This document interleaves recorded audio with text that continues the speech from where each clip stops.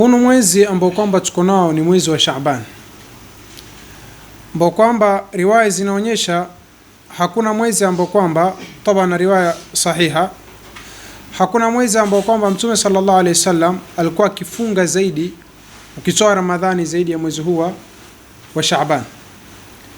Lakini pia riwaya zinaonyesha kwamba ilikuwa ikifika mwezi huu wa Shaaban Mtume sallallahu alaihi wasallam akitoa mauidha sana ya kuwahusia watu kujitahirisha nyoyo zao ili waweze kupokea zile nafahati za mwezi wa Ramadhani.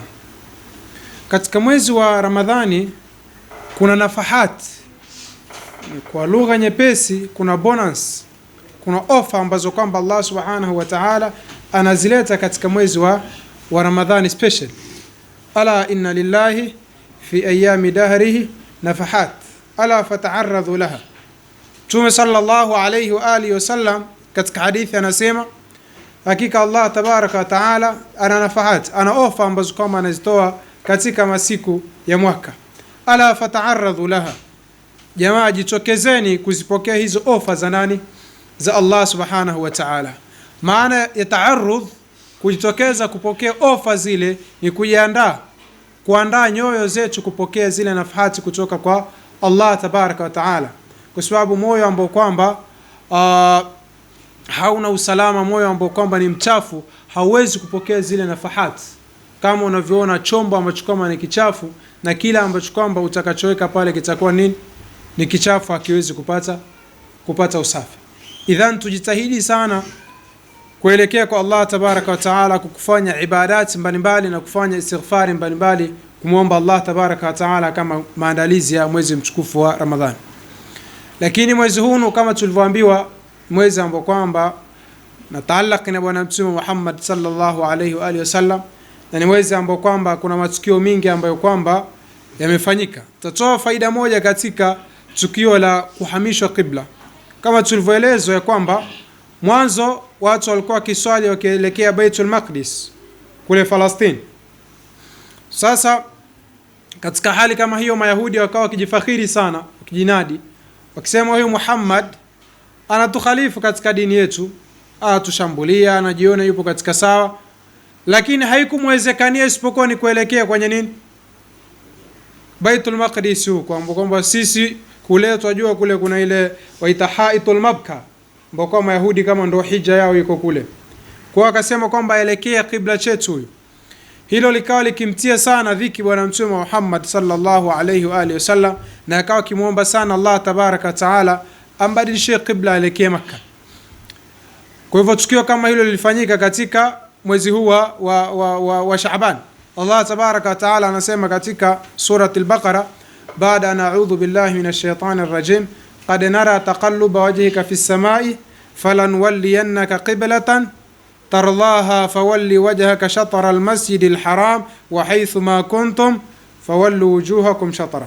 Kuna faida nzuri sana ambayo kwamba wanaeleza ulama katika kueleza fadhaili za bwana Mtume Muhammad sallallahu alayhi wa alihi wasallam. Sema ukisoma katika surati Taha, Allah tabaraka taala alipokuwa akizungumzia ile tukio la Nabii Allah Musa alayhi salam alipokuwa akienda kule katika miqatu rabbih, alionekana alikuwa akienda mbio sana, kwa sababu alikuwa ameenda na watu wake, lakini akao mwendo wake ni mkali sana, yuko mbele sana, watu wake amewacha nyuma. Yani alikuwa akichangamka sana katika kutembea kiasi ambacho kwamba akiwacha mbali sana wale wafuasi wake. Allah tabaraka wa taala akamwambia, wama ajalaka an qaumika ya Musa, ni kitu gani ambacho kwamba Musa kimekufanya uwe na haraka zaidi ya kutembea hata uache watu wako nyuma? Angalia jawabu la Nabii Allah Musa alayhi salam, alisema qala hum ulai ala athari wa ajiltu ilayka rabbi litarda. Kasema ya rabbi, hawa watu wanifuata mimi, hawa wangu, hawa lile nalolifanya ndilo ambalo kwamba wafanya nini? Wafanyalo wao. Kwa hivyo hawa mimi ndo ambaye kwamba nawaongoza.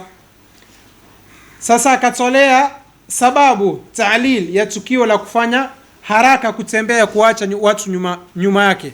Kasema waajiltu ilayka rabbi litarda, na nimefanya haraka ya kutembea ewe Mola wangu mlezi ili wewe upate kuridhia. Allah, Idha Nabii Allah Musa alayhi salam alikuwa akienda mbio kuwahi kule katika miqatu rabbih ili kutafuta radhi za nani?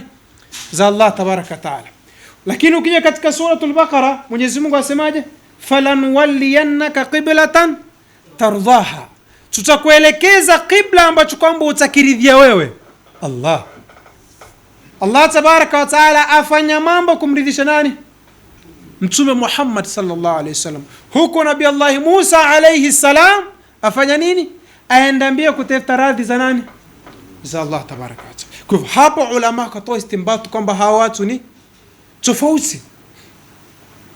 Angalia hata katika muktadha wa da'wa, manabii walipokuwa wakifanya da'wa, kina Nabii Allah Nuh alayhi salam na wengine walipokuwa wakifanya da'wa, watu wao kwa kiwashambulia, jamaa hawa ni wenda wazimu, hawajitambui kadha kadha, lakini majawabu walikuwa wakijitetea wenyewe.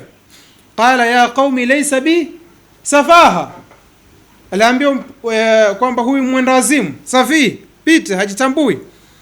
Wallahi Nuh alayhi salam kajitetea mwenyewe, wa hakadha na manabii wengine. Lakini ukija kwa Mtume Muhammad sallallahu alayhi wa alihi wasallam, wapumbavu wa Quraysh walipojaribu kumshambulia, Allah tabaraka wa taala amtetee mwenyewe. Nun wal qalami wama yasturun ma anta bi ni'mati rabbika bimajnun, wewe hukuwa wewe ni mwenda wazimu, hukuwa wewe kwa neema ya Mola wako aliokupa utume kwamba nini? Mwenda wazimu. Idhan hunaka farqun baina sayyidina rasulillah sallallahu alayhi wa alihi wa sallam wa baina sairil anbiya. Ndio hata aqida yetu sisi ahlus sunnah wal jamaa, kama anavyoeleza al-Imam Ibrahim al-Bajuri, kama anavyoeleza al-Imam Ibrahim al-Laqani afwan katika Jawharatut Tauhid, asema wa afdalul khalqi ala al-itlaqi nabiyuna famil'an ash-shiqaqi, mtume bora zaidi ala al-itlaq kwa kukata nabiyuna ni mtume wetu Muhammad sallallahu alayhi wasallam, famil'an ash-shiqaq, acha ushindani. Idha na yoyote ambaye kwamba atataallaq na Rasulullah sallallahu alayhi wa alihi wasallam lazima atapata nini? Atapata sharaf, atapata ubora. Hakuna mtu ambaye kwamba aweza kufika kwa Allah tabaraka wa taala pasi na kufungamana nani? Na bwana mtume Muhammad sallallahu alayhi wa alihi wasallam.